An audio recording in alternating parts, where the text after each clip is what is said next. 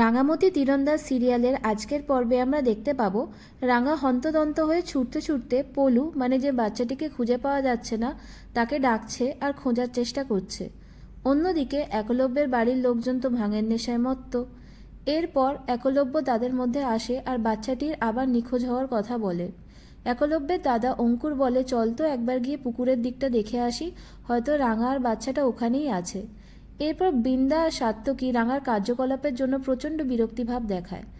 সাত্তকী হঠাৎ করে উত্তেজিত হয়ে পড়ে আর বলে, রাঙার জন্যই যত অশান্তি, ওর জন্য পুরো পার্টির মজাটাই নষ্ট হয়ে গেল। আহেলি বলে, চিন্তা করো না, ব্যাপারটা আমি দেখছি। এরপর রাঙার কাছে একটি ফোন আসে, যেটা কিনা সেই সন্দেহভাজন লোকটিই করেছিল।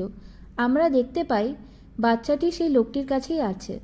লোকটি রাঙাকে বলে, রাঙামতি, যদি বাচ্চাটাকে বাঁচাতে চাও তাহলে আমি যেখানে আসতে বলছি সময় নষ্ট না করে সোজা সেখানে চলে এসো। রাঙা ঘাবড়ে যায় আর লোকটাকে প্রশ্ন করে, তুই কে? কে তোকে পাঠিয়েছে এখানে? বাচ্চাটাই বা কোথায়?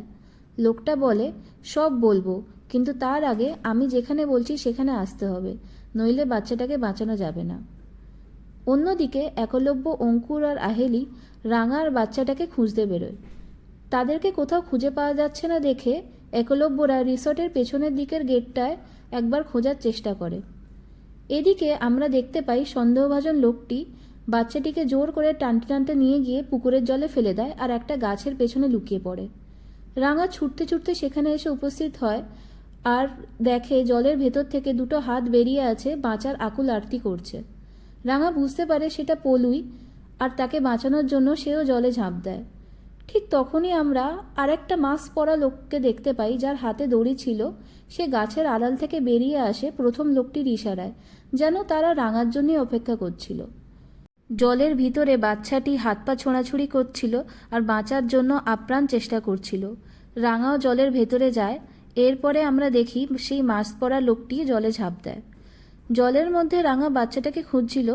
ঠিক তখনই আমরা দেখি মাস্ক পরা লোকটা পিছন থেকে আসে আর রাঙা দুটো পা দড়ি দিয়ে বেঁধে দেয় আর তারপরে সেখান থেকে চলে যায়। পা বাঁধা থাকার ফলে রাঙা সাঁতার কাটতে পারছিল না। তখন রাঙা নিজের কোমর থেকে একটা ফোল্ডিং ছুরি বের করে। সেই ছুরিটা সে লুকিয়ে নিয়ে এসেছিল যখন সে গুলতিটা তার সাথে নিয়ে এসেছিল।